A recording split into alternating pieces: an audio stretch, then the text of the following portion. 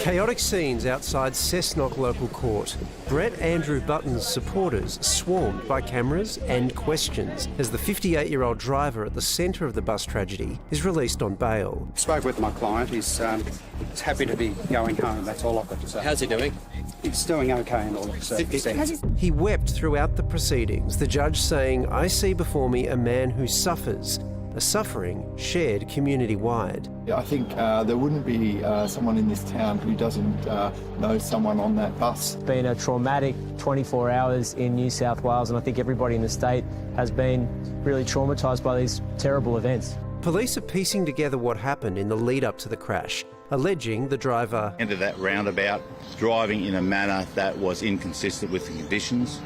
Obviously, the speed was too quick for him to negotiate that roundabout. The court heard 10 witnesses have given accounts of prolonged dangerous driving from the 58-year-old behind the wheel, alleging he told passengers, "Fasten your seatbelts," moments before the crash. The bus left Wandon Valley Estate in Lovedale, New South Wales, just after 11 p.m, with 35 passengers on board. As it rounded an intersection on Wine Country Drive, it tipped. 9 people died at the scene, another en route to hospital.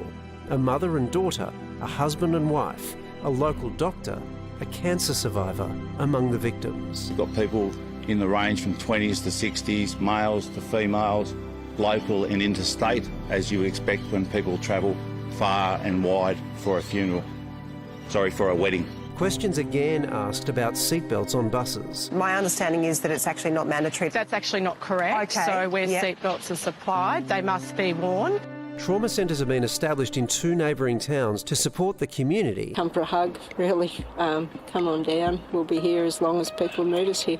And the rescue effort's first responders. This kind of trauma work is essential, it's desperately needed, but it takes a massive toll on those that do it for a living. As they remember the lives they saved and mourn the ones they couldn't. Inspector Jim Murphie from New South Wales Fire and Rescue was the second commander on the scene. Jim, how are you doing, mate?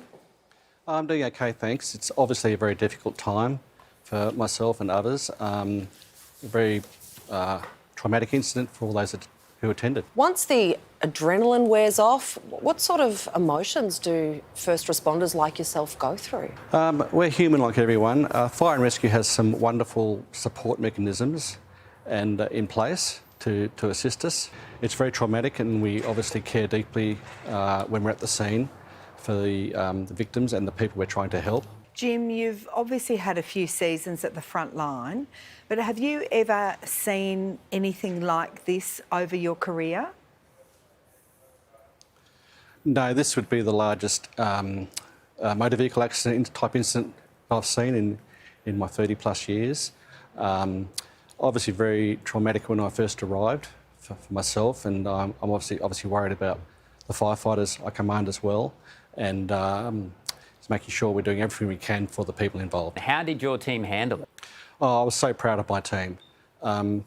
Everybody performed far beyond expectations.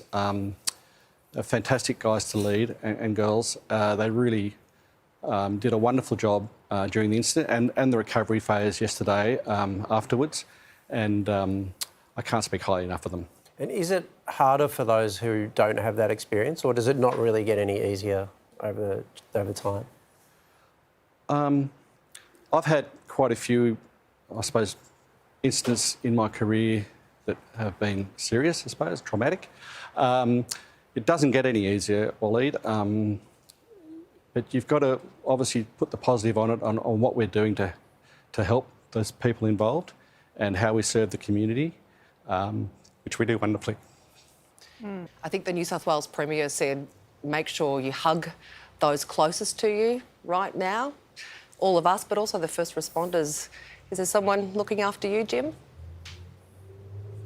Oh yes, I'm very lucky. I have a wonderful family and wonderful colleagues here at work as well. So the support today has been fantastic from everybody, from senior officers right down, and I couldn't ask for more.